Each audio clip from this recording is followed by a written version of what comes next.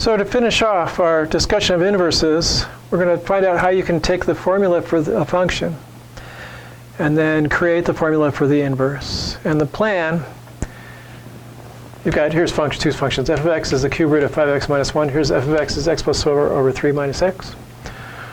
We're going to follow these 3 steps, and we're going to find the formula for the inverse. It starts off with, you take the formula for the function and you write it like this. So y equals cube root of 5x minus 1.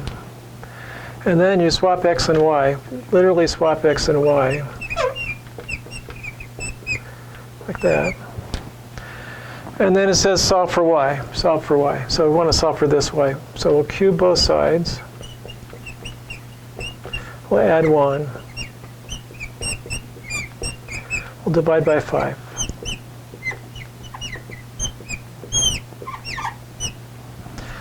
And we'll say then that formula is the formula for the inverse. That was kind of cool. This one could turn out to be a little more challenging. Let's see how it looks. So we have y equals x plus 4 over 3 minus x. We swap x's and y's.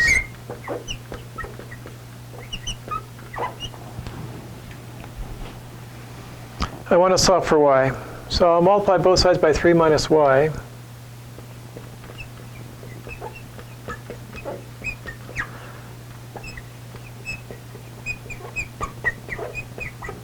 Okay.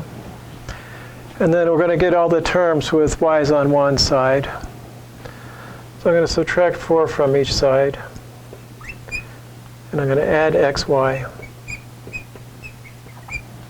So I get 3x minus 4 is y plus xy, like that.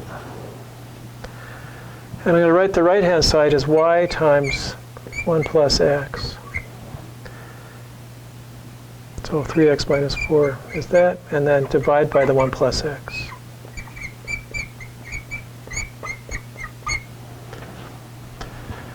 And so f inverse of x is 3x minus 4.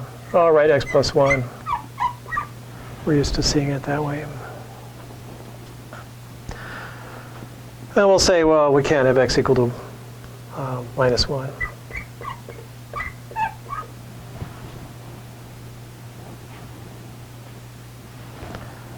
So there is, oh, I can't hardly see this one.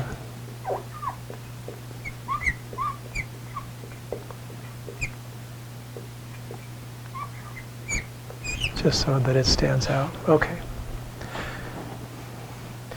You might be a little bit worried about this x not equal minus 1 thing, because I started up here with that, and if x can't be minus 1 here, what happens when x is minus 1 there? But it turns out x is never minus 1 there, so it turns out not to be a problem. Interesting, though, that it would automatically know that the x you can't use based on what we did turns out to be an x you never have to use. So we're actually in good shape. That it actually gave me the exact inverse without having to think about it too hard. And that ends our foray into the algebra of finding the inverse of a function given by a formula. Swap x and y, solve for y. That's the inverse. And that's the end of this section. And I'll see you next time. Or maybe it'll be some other guy. But bye for now.